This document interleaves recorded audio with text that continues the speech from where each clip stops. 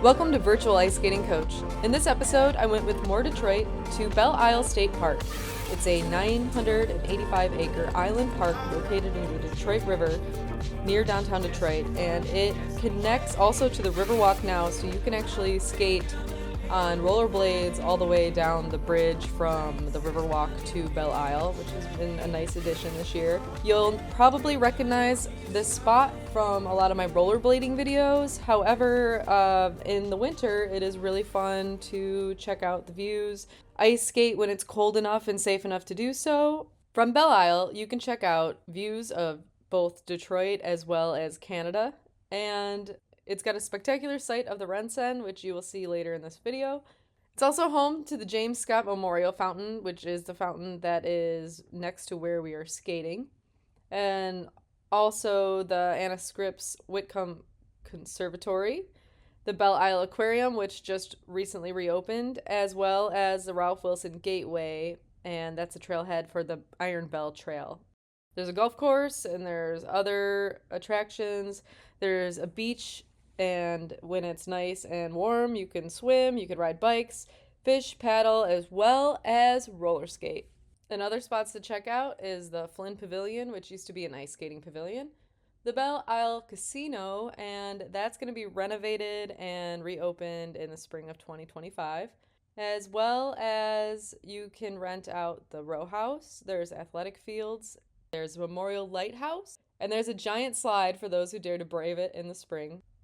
And now in the springtime, not only is there the nature center, but also now there's a botanic garden, which is absolutely beautiful to skate through in the summertime. There's accessibility to restrooms. There's also accessibility to parking. There's a lot of free parking. It's easy to find, even though it can get crowded and you have to walk sometimes. So come with us on this video and check out Belle Isle and the ice that it has to offer. Make sure when you're skating on wild ice that you are sure that the conditions are safe to do so. Make sure that it's cold enough, that it's been cold enough for a long enough period of time, and definitely skate with a partner. Make sure that you have lights if you're skating when it's getting closer to dark. Make sure that you have pond skates so that way you aren't ruining your regular skates.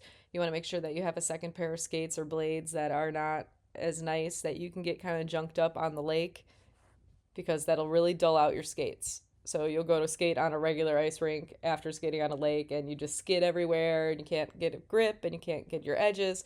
So make sure that if you're going to be skating on a lake that you, or Polyglide or anything, that you get your skate sharpened again or you use an alternate pair of skates. Be sure that you skate at your own risk, as well as make sure you check out our video on the safety of skating. If you have the tool that measures how thick the ice is, that's really important to have too when you go skating on a pond. I went with a bunch of other people too, so there are a lot of dads out there who actually had that tool and was able to measure the ice to make sure the thickness was correct in order to skate on it for safety. And if you're interested in learning the science on how ice freezes and is skatable, be sure to check out a previous video on the science behind frozen lakes.